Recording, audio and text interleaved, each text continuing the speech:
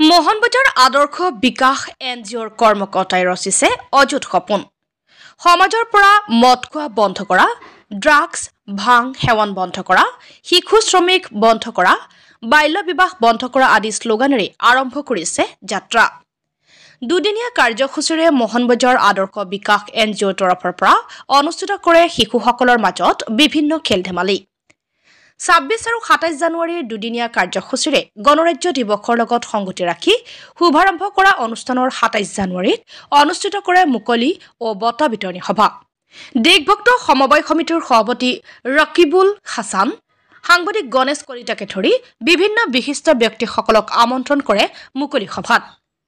মোহনবজাৰ আদৰ্শ বিকাশ এনজিঅ'ৰ উদ্যোগত মদ ভাং ড্ৰাগছ সেৱন বন্ধ কৰা, শিশু শ্ৰমিক বন্ধ কৰা, বাল্য বিবাহ বন্ধ কৰা আদি কাৰ্যপন্থা হাতত লোৱা কাৰ্যসূচীক সকলোৱে একমুখে আদৰণি জনায়।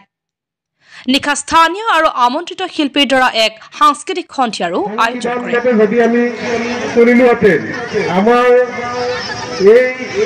বিশেষকৈ মোহনবজাৰ অঞ্চলত আজি সংবিধানে সম্পূৰ্ণৰূপে ঢুকি পাইছেনে? যদি আমি বিশেষকৈ চিন্তা কৰোঁ, হয়তো 100% আমি ঢুকি পোৱা নাই বুলি ক'ব লাগিব। আমি কিহৰ কাৰণে ক'ব লাগিব যে আমি 100% আমাৰ সংবিধানে আমাক ঢুকি পোৱা নাই? কাৰণ এইকাৰণে আমি ক'ব লগা হৈছে, কাৰণ সংবিধানখন দেশৰ প্ৰত্যেকজন নাগৰিকৰ কাৰণে সমান অধিকাৰৰ ব্যৱস্থা ৰাখিছিল। কিন্তু আমি সমান অধিকাৰ আমাৰ জীৱনশৈলীত আমি লগাব পাৰিছোনে সমানভাৱে?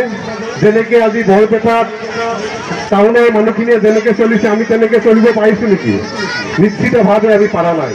আমি কিহৰ কাৰণে পাৰা নাই সেইবিলাকৰ ওপৰত আমি পৰ্যালোচনা কৰাৰ খুবেই দৰকাৰ আহি পৰিছে। তাৰ লগে লগে মই আৰু এটা বস্তু বিশেষকৈ ক'ব বিচাৰিম, আজি আমাৰ যুৱ প্ৰজন্ম কোন দিশে গতি কৰিছে?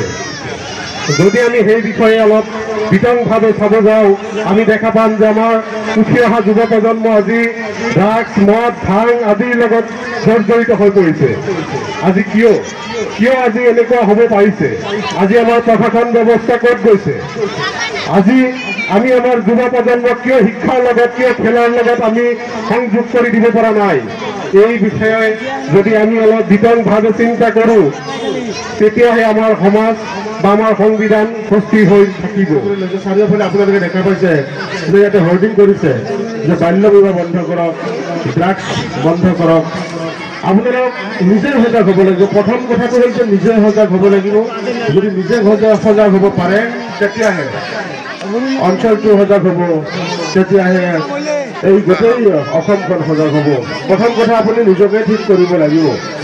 এতিয়া কথা হ'ল, আপোনাৰ ল'ৰাটোৱে ড্ৰাগছ কিয় খায়?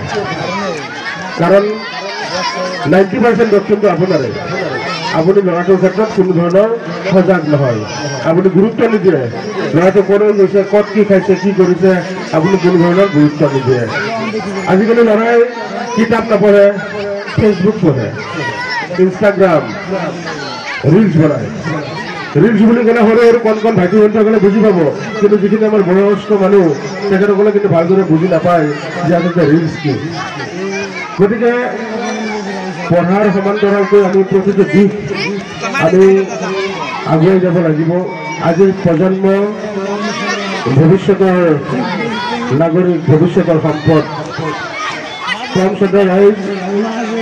এই অতিকৈ সমগ্ৰ ঘৰ মোহনবজাৰ আৰু মোহনবজাৰত আদৰ্শ বিকাশ এনজিঅ'ৰ যি ইয়াতে গজি উঠিছে, আচলতে বোকাৰ পদুম বুলি ক'ব লাগিব।